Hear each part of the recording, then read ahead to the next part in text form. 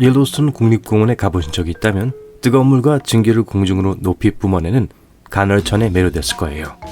하지만 그보다 더 흥미로운 것이 지하에 숨어 있습니다.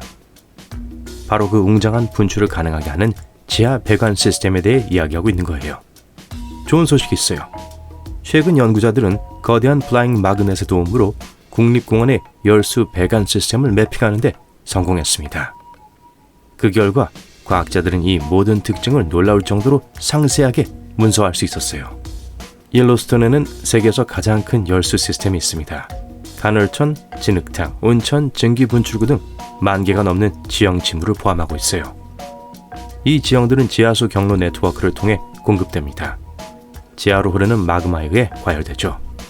마그마가 과열되면 물이 지표로 올라오게 됩니다. 현재 이 시스템의 작동 원리에 대해 잘 아는 사람은 아무도 없어요. 새로 만든 지도를 통해 마침내 그 실체가 밝혀질지도 모릅니다. 전문가들은 옐로스톤에 대한 그들의 지식이 표면 아래에 빈틈을 가지고 있다고 설명해요. 그래서 종종 미스터리 샌드위치라고 불린다고요. 과학자들은 표면의 지형에 대해서는 꽤 많은 것을 알고 있어요. 직접 관찰할 수 있으니까요. 그리고 지표면 및 몇 킬로미터 아래의 마그마 및 지각계에서 무슨 일이 일어나고 있는지도 알고 있습니다. 하지만 지구 내부에서 무슨 일이 일어나고 있는지는 아직 밝혀내지 못했어요. 자, 연구에 사용되는 거대한 플라잉 마그넷에 대해 꼭 말씀드려야겠어요. 스카이템이라고 하는데요. 헬리콥터에 부착되어 옐로스톤 상공을 수백 번 날아다니며 아래 땅을 스캔했어요. 자석은 25m 너비의 충전된 와이어 루프로 구성되어 있습니다. 이 자석의 주요 임무는 강력한 전자 기장을 생성하는 거예요. 물이나 암석과 같은 다양한 종류의 물질이 이 전자장에 다르게 반응하기 때문에 과학자들은 사상 처음으로 몇 가지 지표면 지도를 만들 수 있었어요. 또한 연구진은 매핑 기술을 통해 마그마와 기반암을 구분할 수 있었습니다. 마그마와 기반암의 자기적 특성이 조금씩 다르기 때문이죠. 그리고 마그마와 물이 어떻게 상호작용해서 지표면에 놀라운 지질학적 특징을 만들어내는지 확인할 수 있었어요. 연구팀은 약 150m와 700m 깊이의 고해상도 지도와 최대 2.4km 깊이에서 무슨 일이 일어나고 있는지 보여주는 저해상도 지도를 확보했습니다. 동시에 연구자들은 열수 시스템 자체가 지표면 아래 5km까지 뻗어 있을 수 있다고 생각해요. 연구진이 옳다면 옐로스톤의 배관 시스템의 상반부만 매핑했다는 뜻이 돼요. 어쨌든 과학자들이 옐로스톤 샌드위치의 바닥 부분에 대해 꽤 많이 알고 있다고 말한 것을 기억하시나요? 그들은 지각판과 깊은 단층선에 대해 잘 알고 있어요. 공원의 빈번한 지진 덕에 다양한 현상을 연구할 수 있는 많은 기회를 얻었거든요. 예를 들어 2021년 7월에는 1000회 이상의 지진이 이 지역을 뒤흔들었어요. 오늘날 연구팀은 올드 페이스풀 간헐천이나 그랜드 프리즘 스프링과 같은 유명한 지형에 대해 훨씬 더 많이 알고 있습니다. 그들은 또한 지표면의 개별 열수 지형이 실제로 9.6km 떨어진 다른 지형과 연결될 수 있다는 사실도 알아냈어요.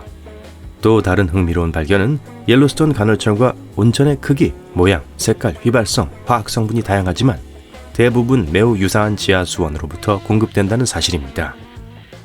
이는 지형 사이의 차이가 지표에 가까울수록 더 크게 나타난다는 것을 의미해요. 옐로스톤의 상징적인 이미지인 커다란 무지개색 온천의 가장자리가 불타는 주황색인 것을 보셨을 겁니다.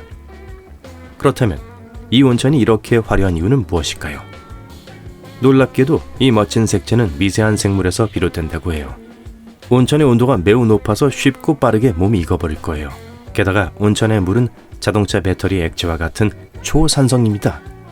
하지만 열을 좋아하는 미생물 중에는 이러한 열악한 조건에도 개의치 않는 종류가 있어요. 심지어 그곳에서 번성하고 있다고 말할 수도 있죠. 따라서 색이 다른 모든 고리는 대부분의 경우 다른 박테리아가 서식하는 고리입니다. 그리고 각 종은 특정 온도 또는 환경의 산성이 얼마나 강한지 측정하는 pH 수준에 적응해요. 예를 들어 이 상징적인 셈인 그랜드 프리즘 스프링을 생각해보세요. 무지개 빛깔은 그곳에 서식하는 미생물의 다양성을 암시하는 것일 수도 있어요. 자, 온천의 중앙에서 시작합니다. 아름다운 아쿠아마린색을 볼 수 있죠? 이 부분은 지하수 바로 위에 있기 때문에 수온이 가장 높아 87도에 달합니다. 이곳의 물은 미생물이 살기에도 너무 뜨거워요. 그렇기 때문에 보이는 물은 대부분 맑은 물이에요. 물이 파란 이유에 대해서 말하자면 하늘이 파란 이유와 같아요. 햇빛이 수면에 닿으면 빛이 산란하죠. 파란빛이 가장 많이 산란돼서 눈에 다시 반사되는 거예요. 이제 다음 색의 고리는 노란색입니다. 이 모든 것은 시아노박테리아 덕분이에요. 이 노란색 고리의 온도는 74도에 이릅니다. 온천의 조건이 조금만 달랐다면 이 박테리아는 클로로필이라는 녹색 색소 덕분에 청록색을 띄었을 거예요. 하지만 온천에 닿는 햇빛이 너무 강렬하기 때문에 박테리아는 다른 종류의 색소를 생성하기 시작합니다. 카로티노이드라고 불리는 색소를요. 그런데 이거 아세요? 이 색소는 박테리아의 자외선 차단제 역할을 해요. 주황색이기 때문에 일반적으로 녹색인 박테리아가 노란색조를 띠게 되죠. 마지막으로 프리즘 스프링의 가장자리에 가까운 곳에 밝은 주황색이 있습니다. 이곳은 약 65도로 조금 더 시원해요. 이 부분에서는 여러 종류의 박테리아를 발견할 수 있습니다. 이들은 모두 물을 밝은 주황색으로 만드는 물질을 생산해요. 마지막으로 샘의 가장자리의 온도는 더 낮은 약 55도이고 더 다양한 미생물이 생존할 수 있는 곳이에요. 이 모든 게 결합돼서 가장자리가 젓갈색을 띠게 됩니다. 하지만 과학자들은 사람과 사람의 활동이 옐로스톤의 열수 지형의 색에 영향을 미쳤을 거라고 생각해요. 예를 들어 과거에는 이 모닝글로리호의 온도가 지금보다 훨씬 높았습니다. 그래서 색이 진한 파란색이었던 거예요. 하지만 쓰레기가 쌓이기 시작했어요. 그리고 그중 일부는 통풍구를 막았죠. 이로 인해 온도가 떨어지고 미생물이 번식하기 시작했습니다. 그 결과 이 예쁜 파란색은 주황색으로 변했어요. 옐로스톤의 간헐천 중 가장 유명한 간헐천은 올드 페이스풀이라고 불립니다. 19세기 말에 분출이 규칙적으로 일어났기 때문에 이런 이름이 붙여졌어요. 이 간헐천은 다른 간헐천보다 더 활발해서 하루에 약 20번 분출합니다. 이 웅장한 이벤트는 각각 1분에서 5분 동안 지속돼요. 그리고 김이 모락모락 피오르는 분수의 높이가 55m까지 올라가요. 옐로스톤 국립공원에 대해 이야기하면서 옐로스톤 초화산에 대해 언급하지 않을 수 없죠. 초화산은 엄청난 양의 마그마가 지하 깊은 곳에서 빠져나오려고 할 때 나타납니다. 결국에는 지구 표면을 뚫고 폭발하죠. 때로는 이 마그마가 지각을 뚫고 나오지 못하고 갇히기도 해요. 그런 다음 수 킬로미터 깊이의 거대한 고압 마그마 웅덩이가 모여요. 점점 더 많은 마그마가 지표로 올라오려고 하기 때문에 압력은 계속 커집니다. 어느 순간 엄청난 폭발이 일어나요. 그 순간을 꼭 지켜보고 싶지는 않을 거예요. 지난 50년 동안 옐로스톤 칼데라는 거의 1m 정도 높아졌지만 놀라실 필요는 없어요. 전문가들은 옐로스톤의 자연스러운 현상이라고 확신합니다. 돔 모양의 융기 기간이 지나면 칼데라가 낮아져요.